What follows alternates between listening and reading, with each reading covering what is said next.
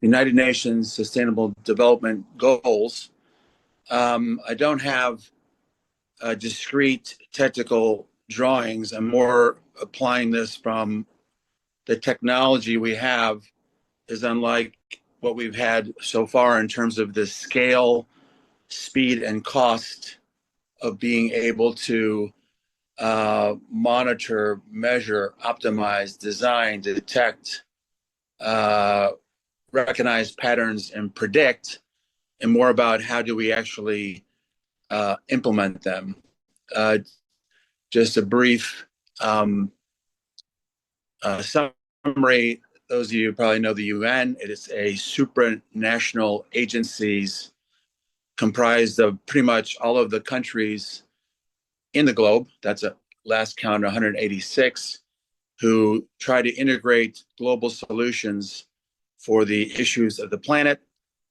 They've spent many hours, let's call it 10,000s, and people's time, let's call it in the thousands, to develop these 17 development goals for humanity, the planet, and basically all wildlife. So maybe I'll just walk through those 17 to start and then get into how, the mechanics of the implementation and where we see opportunities and where we see opportunities for improvement. So the first one, and these are all in the abstract. I can happily send this to everyone afterwards, but basically the first sustainable development goal is no poverty. Number two is zero hunger. Okay, please So continue. number three is good health and well-being. Number four is quality education. Number five is gender equality. Number six is clean water and sanitation. Number seven, affordable and clean energy. Number eight, decent work and economic growth. Number nine, industry, innovation, and infrastructure. Number 10, reduced inequalities. 11, sustainable cities and communities. Number 12, responsible consumption and production. 13, climate action. 14, life below water. 15, life on land.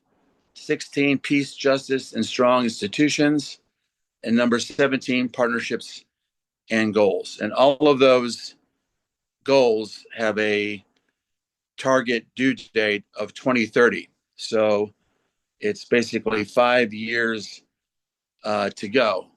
Where does AI come in? And again, I will share this to all participants afterwards. But basically, if I look at something like the first goal, which is reduced or elimination of poverty, AI can step up in predictive analytics.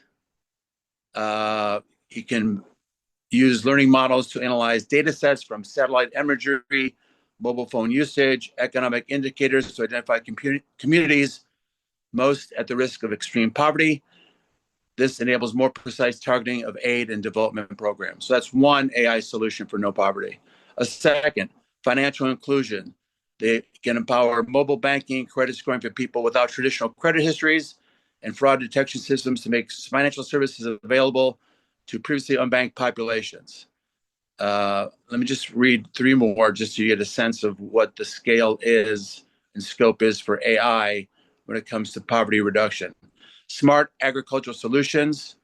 You can provide recommendations on crop selection, planting times, farming techniques, all based on soil conditions, weather patterns, and market prices.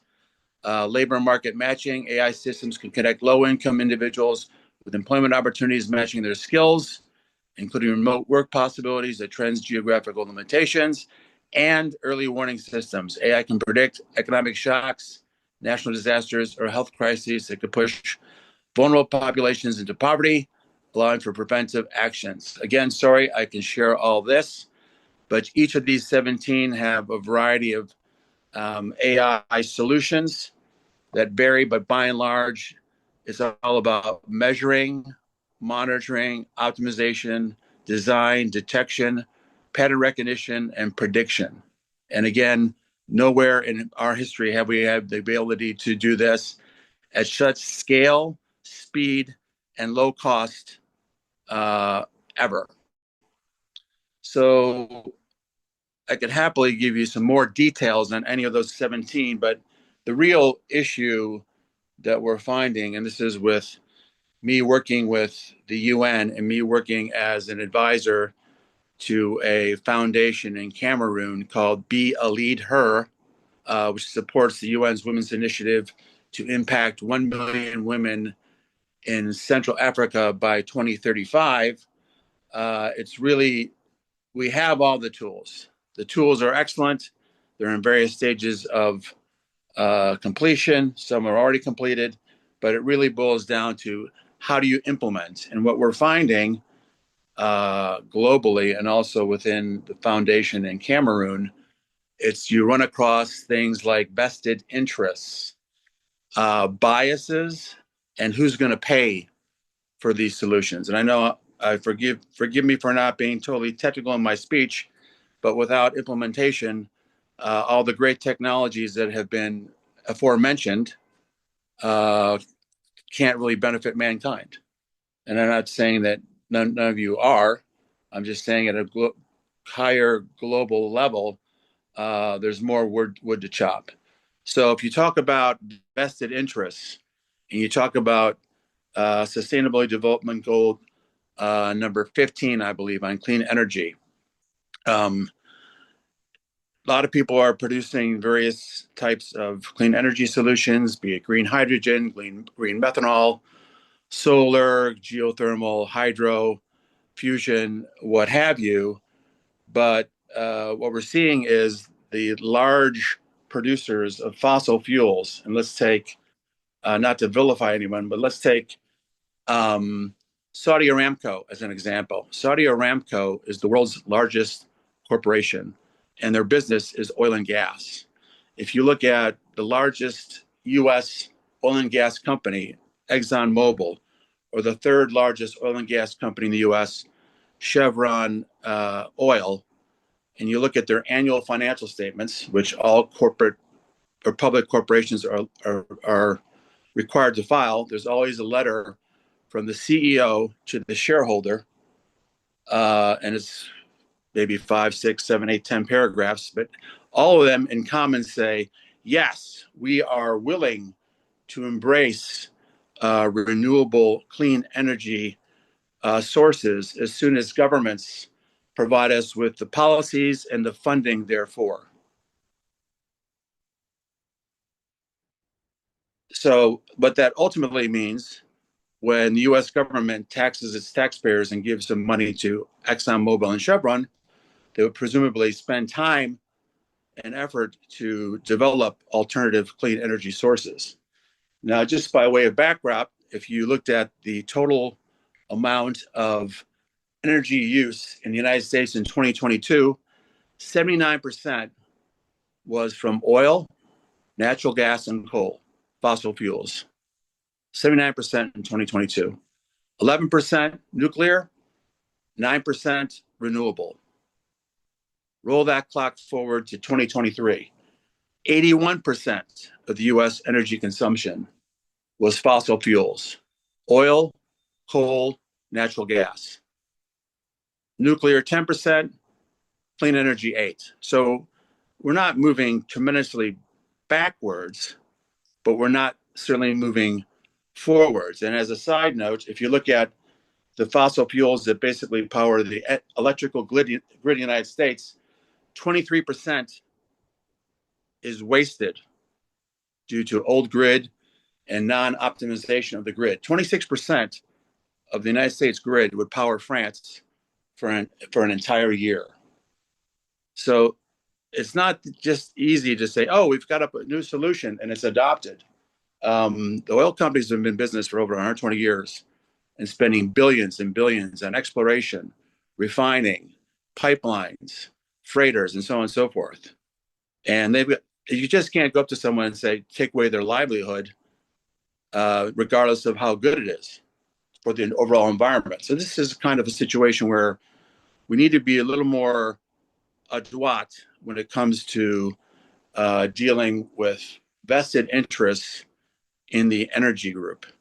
And another little side note is that there are investment funds that invest in clean energy only. And over the last 3 years, they've been up 66% in profits. 66%. It's rare that a fund would make 25% in a year, and they're almost doing it each year for 3 years. But they've done that by selling short the clean index of early stage companies. Early stage companies in the US last 2 years have lost money tremendously. You can only profit on it by selling them short, not investing with them for long-term profit. So just another side note. Another thing that's probably worth considering is bias, and that's injustice and gender injustice. If you look at history in terms of the types of tools and jobs available for men versus women, back 2 million years ago, when the Homo sapien was hunting and gathering, women were charged with grindstones, digging sticks, and bone needles to grind nuts and grains, gather roots with the sticks, and create clothing with the bones. And during the agricultural wave, it was women were in charge of pottery, spindles, and clay ovens. Early civilization, they were in charge and say, this is Egypt, Greece, Rome, back in their heyday, cosmetic tools, textile production, cooking and food prep, childcare, and so on. So many women's tools were not considered significant at the time, male-dominated civilizations based on male-dominated historical records. So it's important, if we are going to implement AI as a tool for gender equality, to be able to identify, are there any biases in AI itself? Well, if you go to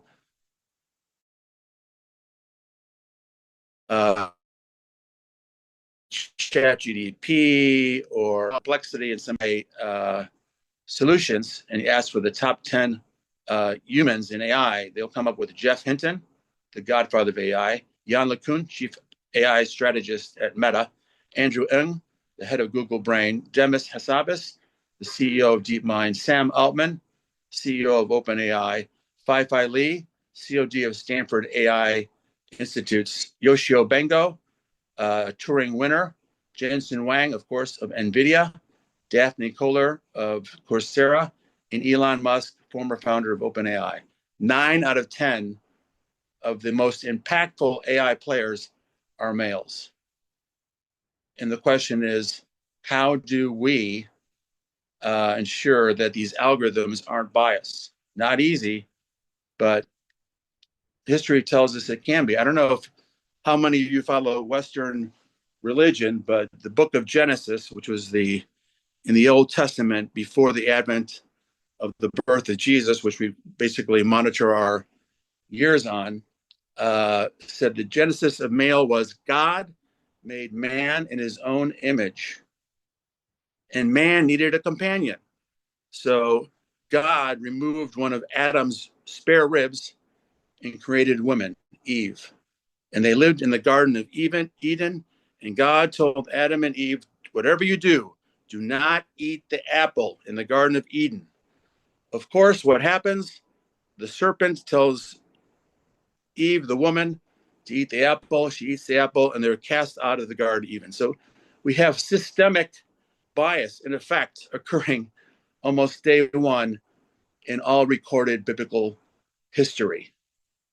And the question is, how much further has this gone? So in my role as an advisor to Be Leader, a foundation in Cameroon, which I mentioned earlier, we're trying to impact 1 million women in Central Africa. And the ladies there are very well-meaning and are looking at the world through their lens. And one of the solutions to making women more impactful was to get them in their jobs where they cut the ndanga nuts for the factories for export, a sharper knife. And we counsel them, like, getting them a sharper knife, it doesn't really impact women that much. They're going to cut more nuts and get the same hourly wage, and the person selling the sharper knife is a company owned by males. So what we're trying to counsel them is they need to get women to be educated to code, to be able to produce and sell their knowledge ware, high value, into the global marketplace. And if you have any doubt about the value of coding and AI in the global marketplace, if you look at the country of India with 1.4 billion inhabitants, the largest country in the world, and their GDP is 1.45 trillion, placing that at number 5 on the global scale. If you took the state of California and made it a state and looked at their produce, they're at 1.5 trillion with 48 million participants. Why is that? They have a lot less agricultural, industrial, and manufacturing output, and have a hell of a lot more technology output. 1.2 trillion versus 350 billion for India. So we do have some people on the ground in Ethiopia that are training both men and women in coding and AI, and we hope that's a viable solution going forward. And then just a side note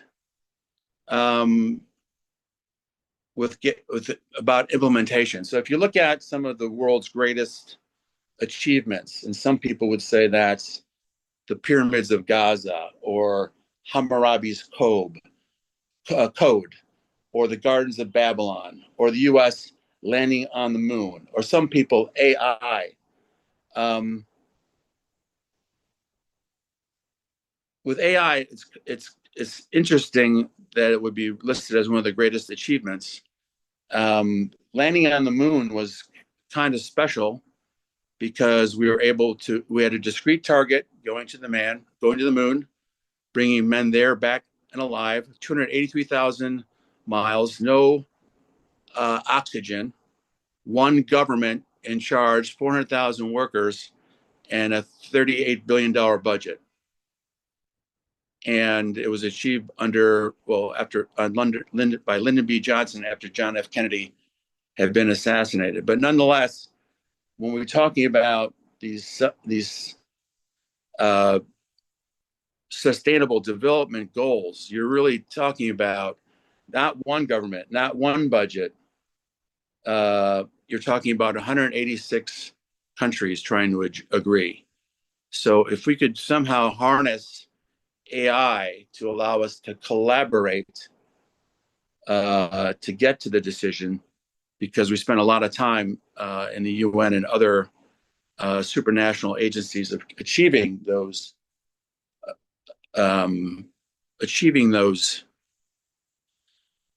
targets, it would be good. So going back to what was the greatest? Pyramids, Hammurabi's Code, Gardens of Babylon, Landing on the Moon, AI. I would say another one would have been the greatest achievement, and that would have been the Emancipation Proclamation that U.S. President Abraham Lincoln put forth and eliminated slavery in the United States of America. To me, that's the greatest achievement thus far. There was an achievement linked to AI that occurred in the late 1940s when a gentleman called Alan Turing, then a professor or a student professor outside of London, coming up with the first computer in which he decoded the Enigma machine, which allowed the Allies to determine all the troop, naval, and Air Force movements of the Third Reich and enable him to stop a war, which up to that point caused 83 million deaths. So I would hope that instead of spending time, billions or millions, teaching machines to beat people in chess or Go, that we could turn that around and make it mission based in terms of stopping the violence in Eastern Europe and also in the Middle East. And then there's the point of public. I spent time at the UN, we're spending a lot of time on these solutions, on sustainable development goals, and then it comes to the funding. It's kind of a default that they say, well, it'll be public-private funding, which will pay for all this. And that ultimately gets to the public and the private debating who owes what to whom, and certainly could be addressed, hopefully, with AI for good. So that's the thinking on AI. Great tool. We have great uses. We just need to be aware of the biases, of the vested interests, and who's going to pay for it.